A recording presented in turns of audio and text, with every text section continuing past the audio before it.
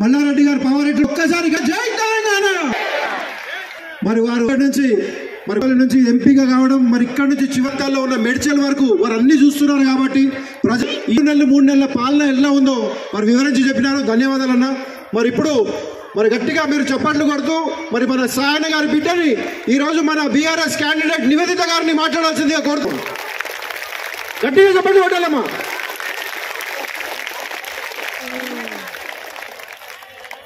అందరికీ నమస్కారం.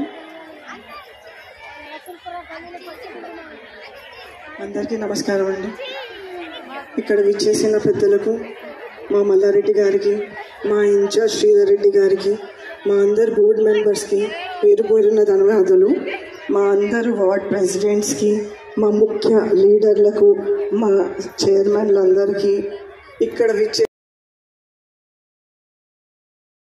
ప్రయాణం చేశారు. ఆయన మిమ్మల్ని మీతో ఒక తల్లిలా, ఓ చెల్లిలా మీ సేవలో ఉంటూ ప్రతి ప్రాబ్లం తీర్చేవారు. ఆయన ఎప్పుడు కూడా తన కోసం చూసుకోలేదు.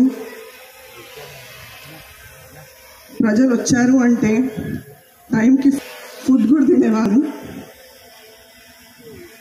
అంతగా ప్రజలే లోకం అంటూ ఉండేవారు. లాస్ట్ ఎలక్షన్స్లో నాన్నకి హెల్త్ బాగాలేకుండే, అయినా కానీ హెల్త్ ప్రాబ్లం ఉన్నా కానీ ప్రజలే లోకం అంటూ మీకు ఎక్కడ ఇబ్బంది వస్తుందో, తను ఎక్కడ తీర్చలేకపోతారో అనేసి రెస్ట్ తీసుకోకుండా ఆ చివరి క్షణం వరకు మీ సేవలోనే ఉన్నారు. నాన్న చేసిన అభివృద్ధి ప్రతి ఒక్క గల్లీలో, ప్రతి ఒక్క బస్తీలో ఒక శిలాఫలకం రూపంలో ప్రతి దగ్గర మనకు కనిపిస్తూనే ఉంటుంది. నాకు నాన్న గుర్తు చేస్తూనే ఉంటుంది.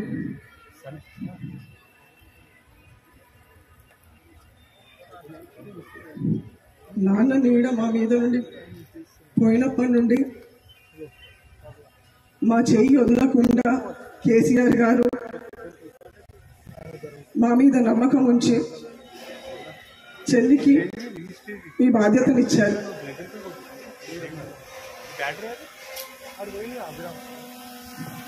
తను ఈ బాధ్యత తీసుకోవాలని, తను ఎమ్మెల్యే కావాలనేసి, కంటోన్మెంట్ బాధ్యత తన భుజాల మీద తీసుకోవాలని నేను ఎంతో ఆశపడ్డాను. మేము బాగా కష్టపడ్డాం కూడా. మాతో పాటు మీరందరూ కూడా చాలా కష్టపడ్డారు, మమ్మల్ని గెలిపించారు. ప్రతి ఒక్క కంటోన్మెంట్లో జరిగేవన్నీ కూడా గెలిచిన తర్వాత నేను చెల్లి బాగా అన్ని విషయాలు షేర్ చేసుకునే వాళ్ళము. ఇంటిది కానీ కంటోన్మెంట్ కానీ అన్ని బాధ్యతలు, అన్ని వర్క్స్ తనే చూసుకునేది. కానీ మల్కాజ్గిరి ఎమ్మెల్యే రాజశేఖర రెడ్డి గారిని, అలాగే మన ఎంపీ అభ్యర్థి అయిన మన లక్ష్మణ్ రెడ్డి గారిని స్టేజ్ పైకి రావాల్సిందిగా కోరుతున్నాం. గట్టిగా చెప్పట్లేము అందరికీ.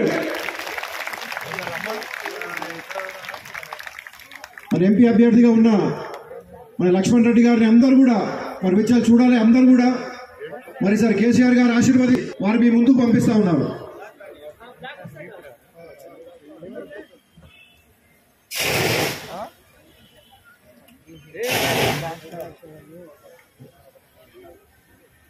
కూర్చోవలసిందిగా కోరుతా ఉన్నామన్నా.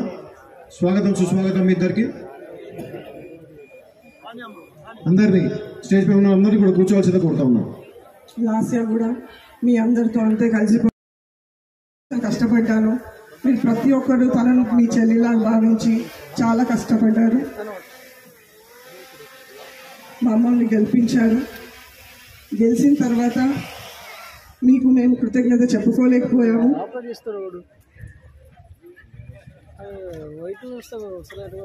తనతో నేను అన్నీ షేర్ చేసుకునేదాన్ని. మన కంటోన్మెంట్ గురించి కానీ, ఇంటి విషయాలు కానీ అన్నీ తన మీద తన బాధ్యత తీసుకునేది. కానీ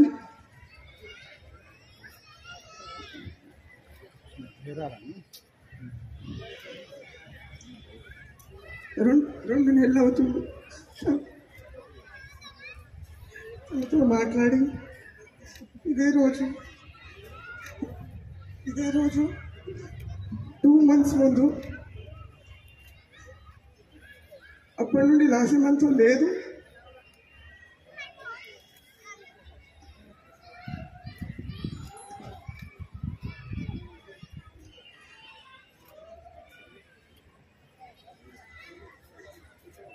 నాకు షేర్ చేసుకోవడానికి, నా బాధ చెప్పుకోవడానికి నా తోడుగా ఎవరు లేరని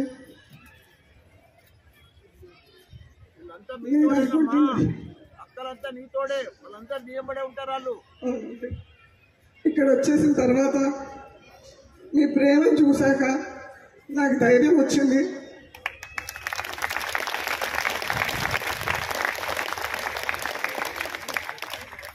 నేను తీసుకున్న అడుగు కరెక్ట్ అని నాకు అనిపిస్తుంది.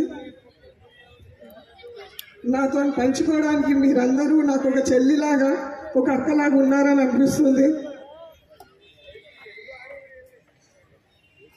నా జీవితం ఇంకా మీ ప్రజాసేవలోనే మీలో ఒకరుగా ఉండి నేను గడుపుతాననేసి ఈ సభాముఖంగా చెప్తున్నాను.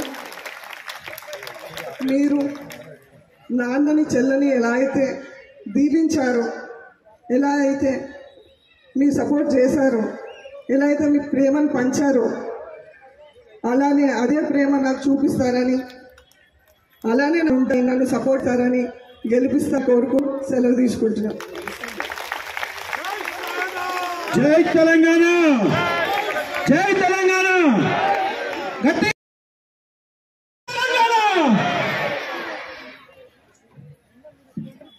మరి మీరు చూస్తుంటే మరి అందరూ కూడా మరి ఎంతో పెద్ద ధైర్యం